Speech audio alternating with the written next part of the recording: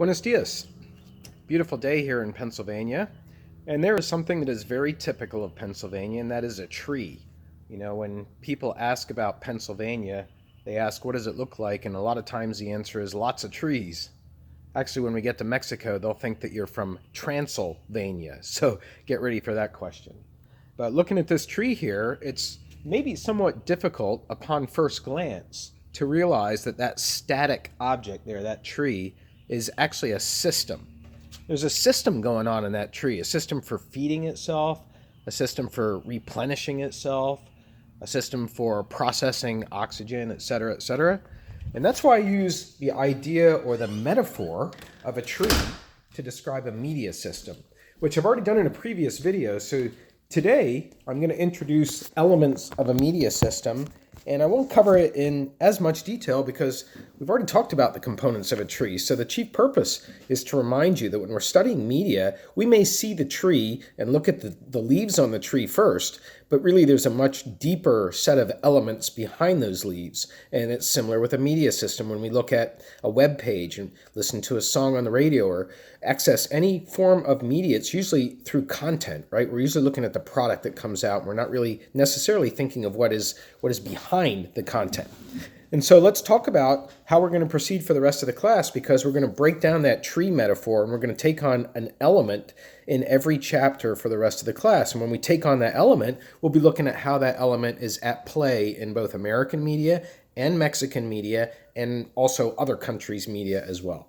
So the first element is that underground element. That's cultural characteristics. We're going to be getting into that tomorrow. I'm going to spend quite a bit of time on telling you some of my own personal knowledge of Mexico and Mazatlan as we talk about Mexican culture and seek to understand what is one of the deepest cultures in the world, a culture that when you get down there you'll see has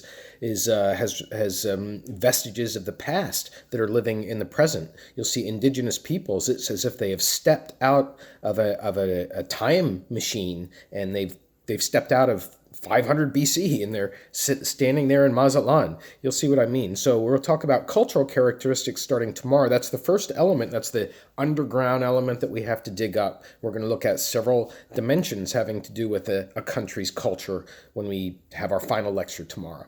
From there, we go on to the next element of a media system, and that element is the roots of the system, or the philosophies. And the philosophies come out of a culture. Every culture has its own orientation towards the world. You can say that about Western civilization. You can say it about Eastern civilization. You can say it about U.S. civilization. You can say it about Cuban civilization, etc. So it's a way of thinking how media should operate, and that'll be our second element. We'll actually take that on for our very first classroom class in Mazatlan, Mexico on Monday. That's what we'll be talking about. From there, we're going to go on to coming out of the ground, and we're going to come to the trunk now, and that's regulation. There's a lot of regulatory forces that are at play that control media, that guide media, affect how fast it flows, and affect what kinds of content can and cannot be aired. In Mexico, for example, the government actually has, as part of its licensing requirements for radio and TV stations, that the government gets its own airtime on those radio and TV stations. It's called government time or state time. We'll talk more about what that content looks like, but isn't that interesting that the government makes that part of licensing? And that's a good example of regulation that has a direct impact on a media system. So that's the big trunk part of the tree, and then we go out into branches now, and the branches are going to talk about financing, and that's how a media system is financed. You know, is it financed through advertising? Is it financed through a government trust? Is it financed through another means? We'll find out about that and how that affects the content, because you follow the money, right? And that's where a lot of times it leads you to one of the biggest influencers on whatever that money is being used to pay for, in this case, media. From those branches, then we go into smaller branches off the bigger branches. That's accessibility, and that is meant to indicate the part of the tree that you can get to, as well as the part of the tree that you can't get to, like the top part, right? If you have an apple on the top of the tree, you can't get to it unless you have a ladder. But if it's on the bottom part of the tree, you can get to it, and that's like accessibility in a media system. You know, going up through the remote control on your TV, what are the easy channels to get to? What are the ones that you have to pay for?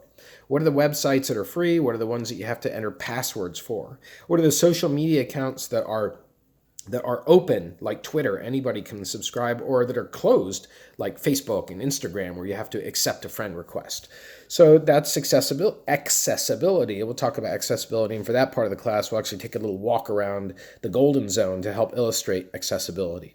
And then from there, we're getting to the leaves, right? We finally get to the leaves, the content of the media system. We're going to be looking at media content in our classroom there in Mexico and taking in as much as we can, TV, radio, newspaper, billboard, social media-wise, as we can, so that we have that window on a media system through Mexican media content.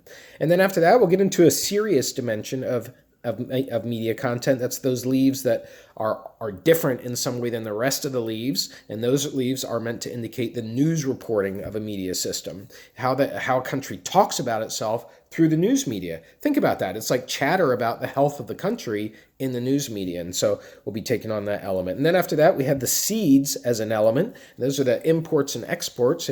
What have you seen that is Mexican in your own country? Have you seen anything that's Mexican? I don't know.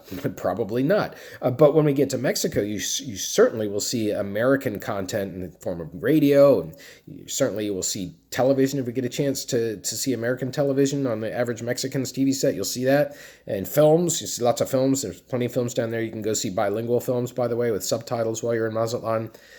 After seeds, we get to the audience, and that's ultimately what we're trying to understand, is how we human beings are affected by the media system that we've touched. And so those are the passers-by to a tree, right? The people who go by a tree are analogous to the audience for media system.